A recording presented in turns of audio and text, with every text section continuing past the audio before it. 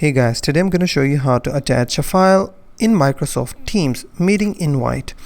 First of all you have to do is open your Microsoft Teams, and then all you have to do is create or you can also go to calendar. You can also create a new meeting. So I will show you by going to the calendar, select any date. For example, I will select this slot of 6 a.m.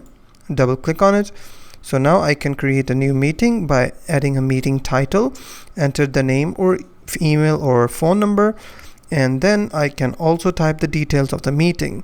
From here, all you have to do is go to this link section, insert link, click on it.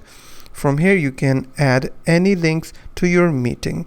Now what you have to do is you can now paste the link of your Google Drive, your OneDrive, or any other Drive account or online cloud account. So you can paste the link here and attach any file to this meeting. And that's how to attach a file in Microsoft Teams. If you find this video helpful, please hit the like button and don't forget to subscribe.